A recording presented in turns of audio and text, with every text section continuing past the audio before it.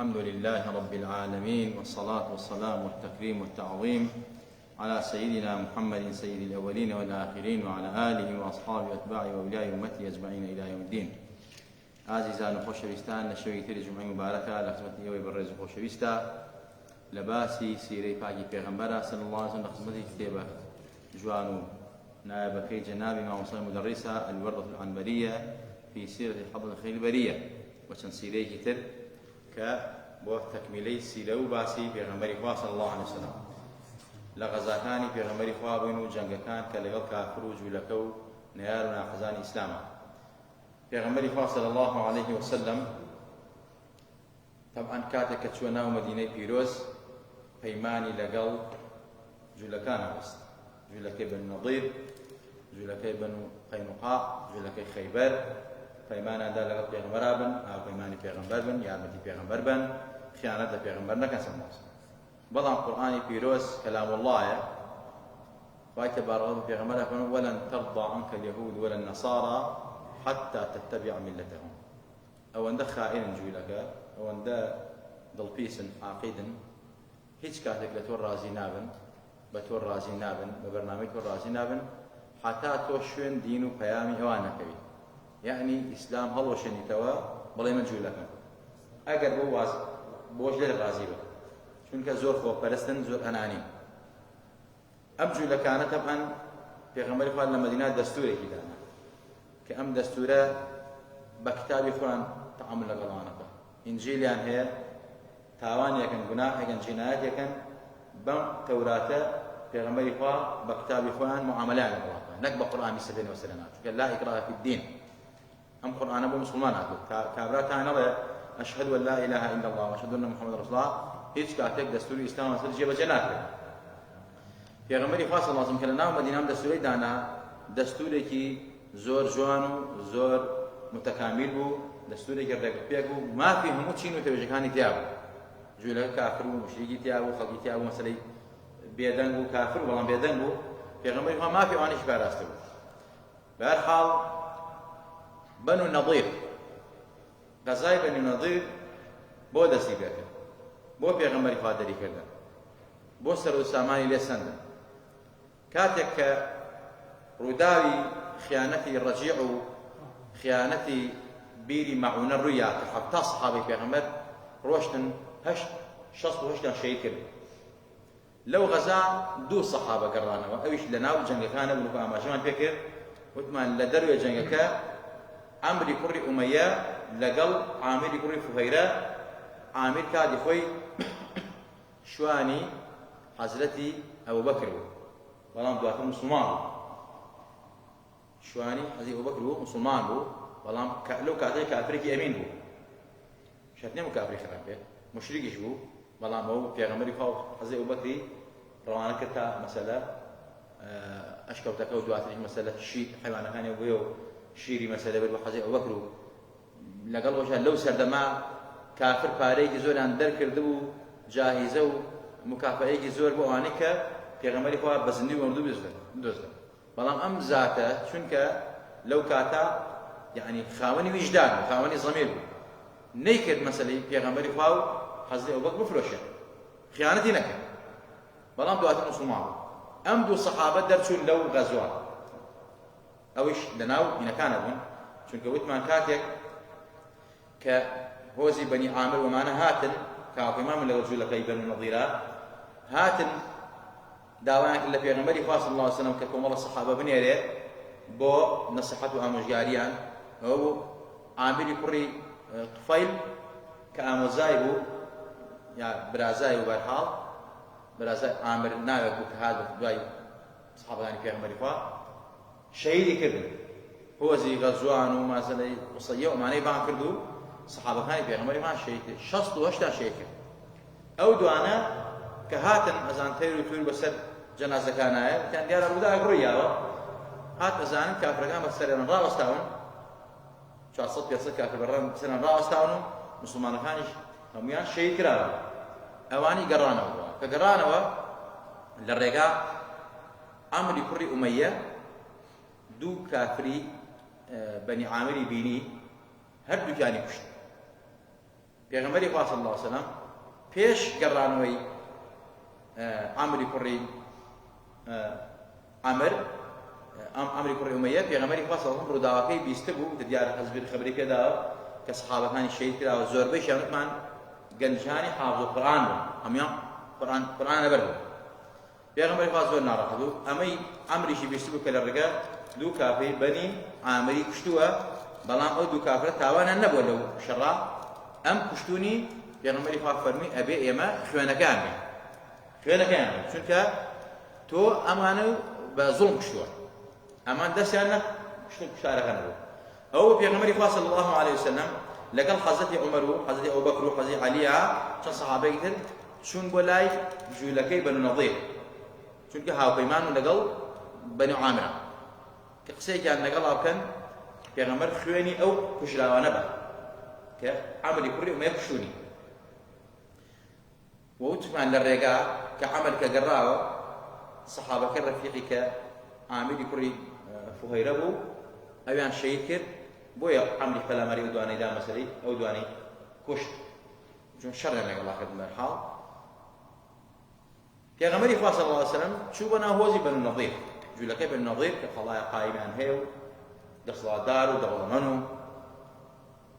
فەرمی ئێوە هاوپەیمان لەگەڵ ئەوانە بە کتابی خۆتان ئەمن بە هەر شتێکڵن ئێمە بە کارێک بکەین ئەم سوڵحە بکەین و ئەم ئاگرە کوشەین و ئەم خوێنی ئەم دوو نەفەرە کوژراوە ئەمە خوێنەکەیان دەدەین 68 سەحابەی پێغەمبەری خوا شەهید کردووە دوو کافر کوژراوە ئەویش لە شەڕا بەڕاستی پێغەمبەری خوا فەرمی عەمر بە زوڵم کوشتنی بەرحاڵ عەمر کوشتنی نەبوویان کوژایە شەڕان لەگەڵا کرد هەرچەند ئەوان عامری کوڕی فوهەیرەیشیان کوشت بوو شەهید کردبوو بەرحاڵ پێغەمبەری خوا فەرمی ئێمە خوێنەکەیان دەدەین لەو کاتە پێغەمبەری خوا صلی الله علیه وسلم کە جوولەکەی بەنوتان باشە با مشاوەرێک ناو خۆمان بکەین جوابم لێگەڕنەوە پێغەمبەری خوش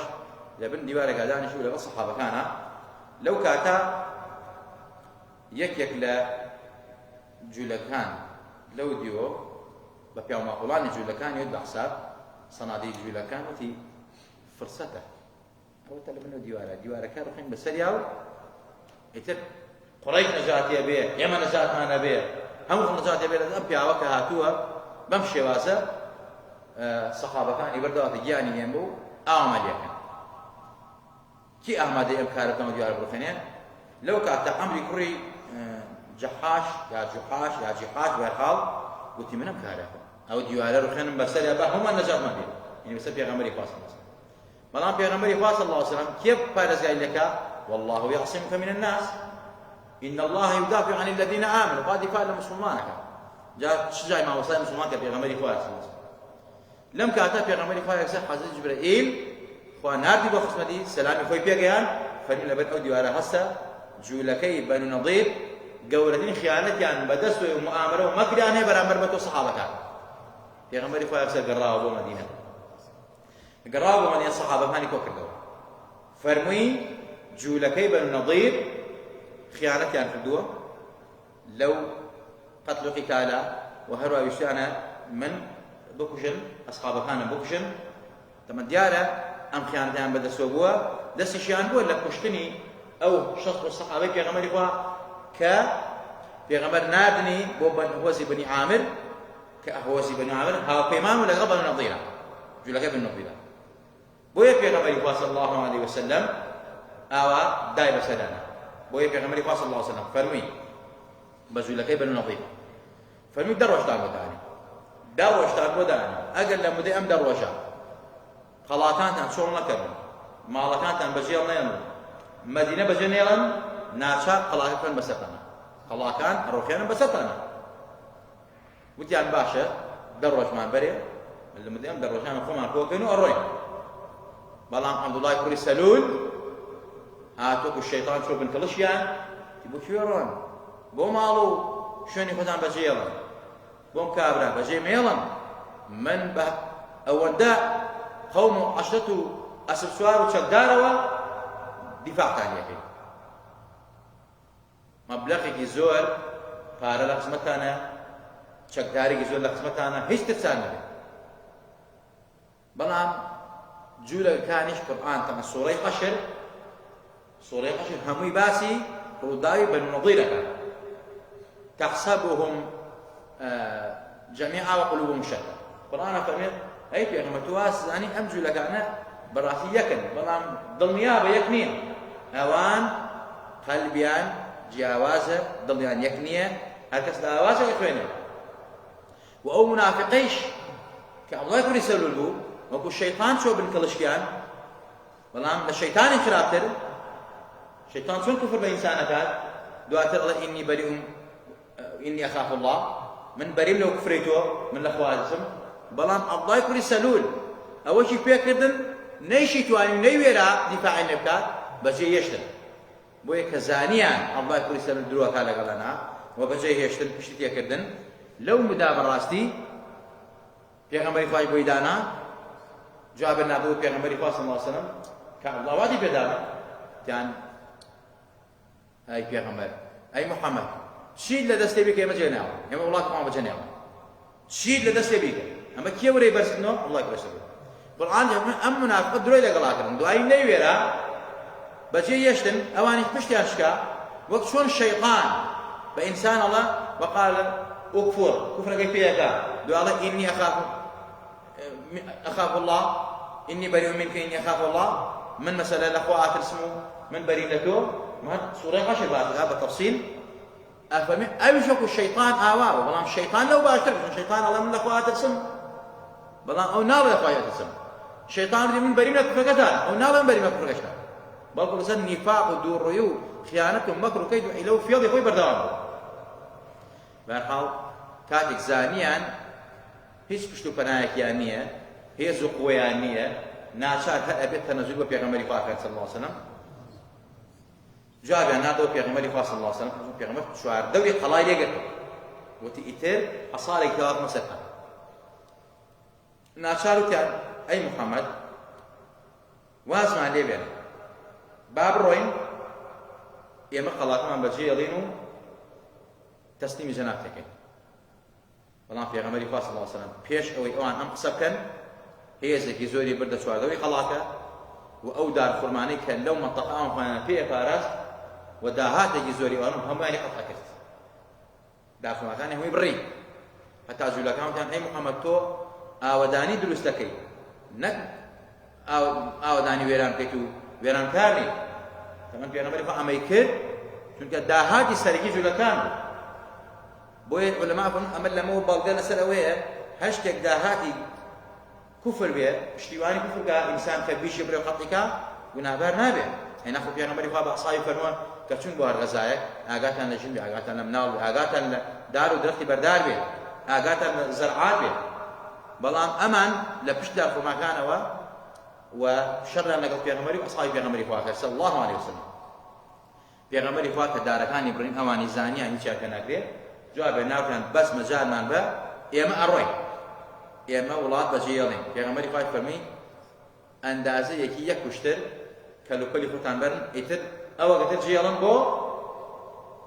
مەدینە و دەوڵەتی مەدینە و پێغەمبەر و ئەسحابی پێغەمبەری خوا صلی الله علیه وسلم ئەوانیش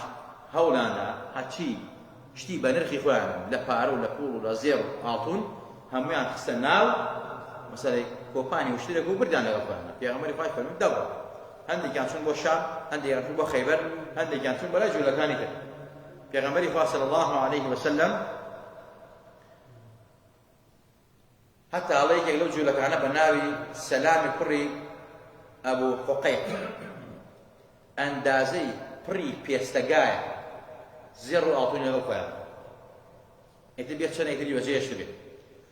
ئەوەندە جوولەکە دەوڵەمەند و لەو سەردەمەشە بەهەرحاڵ پێغەمبەری خوا صلی الله علیه وسلم بەم شێوازە بەنو نەضیری سەرکوت کرد و بەنو نەضیری دەرکرد ئێستا ئەلمانیەکان یا بێدینەکان زۆر جارە ڕەخناگەن پێغەمبەری خوا زوڵمی کردووە لە بەنو نەضیر بەنو نەضیر خیانەتیان کرد پێغەمبەری خوای پاراستن ئەوان کاسبیان نەکرد ئیشی خۆیان نەکرد تیجارەت و بازرگانیان نەکرد بە ئازادی بە ئەمن و ئەمانەوە پێغەمبەری پاراستن بەڵام ئەوان هاتن چیان کرد خیانەتیان کرد بۆیە چەند جارێکی خیانەتی لێ بینین عەفوی کردن بەڵام ئەخیر جار پێغەمبەری خوا فەرمووی عەقڵی قابلی قبوڵ نییە بۆیە زۆر جارێک کابرای دەمهەراشی ئەلمانی کە ئەڵێت مەسەلە پێغەمبەری خوا نەعوذ بالله ئەمەی کردو بەرامبەری بنو نەضیر زوڵم لێکردون نەخێر زوڵم نییە پێغەمبەری خوا بەڵکو حەقی خۆی و مافی خۆی و کە جوولەکەی بنو نەضیر دەرکا چونکە بنکەیەکی سەرەکی کوفر بوو و خیانەتیان بەرامبەر پێغەمبەر و ئەسحابی پێغەمبەری خوا کرد و هەرچی پلان و خیانەت کرد داڕێژا بۆ پێغەمبەر و مەدینە و دەوڵەتی مەدینە لێوە دەرەچوو پێغەمبەری خوا صلی الله علیه و سلم بەم شێوازە دەریکرد نەیشی کوشتن بەڵام ماڵ و سامان و سەر و سامانەکەی دابەشی بەسەر ئەسحابی مهاجر هەتا بەشی ئەنسارەکانیشی نەدا چونکە پێغەمبەری خوا و مهاجرین زۆرتر زەرمەند بوون لە کافر و قوڕەیش و جوولەکەی بنو نەضیر وێ پێغەمبەری خوا صلی الله علیه و سلم ئەو مڵک و ماڵە دابەشی کرد بەسەر خۆی و مهاجرینە ئەنساری داوایان نەکرد چونکە ئەنسار زەرمەند نەبوون پێغەمبەری خوا صلی الله علیه و سلم فەرمووی ئەگەر شتێکی بێ با بۆ ئێمە ڕوودا تەنها لەم جوولەکەی بنو نەضیر دوو پیاوە موسڵمان پێغەمبەری خوا کە فەرمووی مادەم موسڵمانە بن ماڵ و سەر و سامان خۆتان بۆ خۆتان ماڵ و سەر و سامان خۆمان بۆ خۆمان یەک تمەن و دیناریشی لێ نەسەندن یەک درهەمی لێ نەسەندن ئەوی بە ناوێکیان یەمینی کوڕی عومەیر و ئەبوو سەعیدی کوڕی وەهەب هەردووکیان موسڵمان بوون جوولەکە بوون پێغەمبەری خوا ڕێزی لێگەکرد جا ڕووداوی بنو نەضیر غەزای بنو نەضیر جەنگی بنو نەضیر ئابوو شێوازە بوو ئەو شوێنانش کە داخوناکە کە بڕا پێغەمبەری خوا فەرمووی بڕن وەکو قورئان نامەژی پێکا پێغەمبەری خوا صلی الله علیه و سلم فەرمووی ئەم ئەرزوئینە بۆ من و پێغەمبەری خوا خۆی ئیکرد بە زەراعات و داهاتی ساڵێکی خێزانەکانی خۆی لێ دابین نەکرد وما باقي اخسب بيتمال مسلمانان بۆ فەقیر ڕۆژان مسلمانان و یان ئەگەر زیادێکی بواە ئەیدا بچی بە ئەسلحە و چەک بۆ مجاهیدان و غەزا و پاراستنی مسلمانان و دەوڵەتی مەدینە و ئەمەی پێکرد پێغەمبەری خوا صلی الله علیه و سلم نەک هەڵیگرێ بۆ خۆی و نەک مەسەلە بیشارێتەوە قەس و قسووری پێ دروستکا ئەوەندەی لێ هەڵەگرت پێغەمبەری خوا کە بەشی خۆی ماڵ مناڵەکەی زیادەکەی ما باقیەکەی ئەدا بکێ بە فەقیر ڕۆژاری مسلمانان وها بيت المال مسلمانان وإدا بسلاح وبيوسات بو مسلمانان ئیتر جوولەکەی بنو نەضیر ڕووداوەکەی بۆم شێوازە بۆیە ئەگەر کاتێک بیستانە کەسێکی نەزانی نەفام حاقی بەرامبەر بە ئیسلام وتی بنو نەضیر بەم شێوازە بوون ئەبێت تۆی مسلمان ئەوەندە جورئەتی هەبێ بڵێ بنو نەضیر خیانەتیان لە پێغەمبەر کرد پێغەمبەری بەڕاستی خیانەتەی لێ قبوڵ نەکردن ویستیان پێغەمبەر بکوژن ئەسحابی پێغەمبەر بکوژن و چەند پلان دانرا بۆ پێغەمبەر و دینی پێغەمبەری خوا صلی الله علیه و سلم خی گەورە لەهەموو لایەکمان ڕازی و لەهەموو لایەکمان خۆش بێ و عاقبەتمان بەخێر گەڕی و لە مەکر و کەید و حیلە و فێڵی جوولەکە و گارومان پارێزی وڵات و مسلمانان پارێزی یا ڕەبی خالق پێغەمبەر نازدارە عەزەمەتی و پێغەمبەر نازدارە گەورەی و پێغەمبەر نازدارە لە گوناهی خۆمان باوکو دایکمان خۆش بی یا ڕەبی خوا عاقبەتمان بەخێر گەڕی یا ڕەبی خوا ئیسلاحی حاڵی خۆمان و خانەدەمان و منداڵمان بکەی لە گرانی و خاتی و ناڕەحەتی لامادەی لە زوڵمی کافر و مولحید و جوولەکە و گارومان پارێزی یا ربی خوا بە برسێتی نەمان کوشی بە قاتی نەمان کوشی یا ربی خوا لە نەخۆشی وەبا و ناخۆشی و ئالام و ناڕەحەتی خۆمان و خانەوە و ماڵ پارێزی وڵاتمان پارێزە یا ربی خوا کانی کارەکەیانەوە بتەقێنە ڕەحەمات و ئەرز و ئاسمان بڕژێنە بەسەرمانە یا ربی خوا لێت ئەپارێنەوە بە ئیمانمان شێنەمان بێنە زیندومان کەرەوە لە ڕۆژی قیامەتشا لە خنەوە پێغەمبەر نازدارەمی صلی الله علیه و سلم کاو شەفاعەتمان بۆ بکە یا ربی خوا پێغەمبەر بانمان بکە و دەرمان نەکە یا ربی خوایان لە فیتنەی دەجال و ئەتباعی دەجال و مقدماتی دەجال خۆمان و وڵات و خانەواتمان پارێزی آمين آمين أقول قولي هذا وأستغفر الله لي ولكم ولسائر المسلمين والسلام عليكم ورحمة الله وبركاته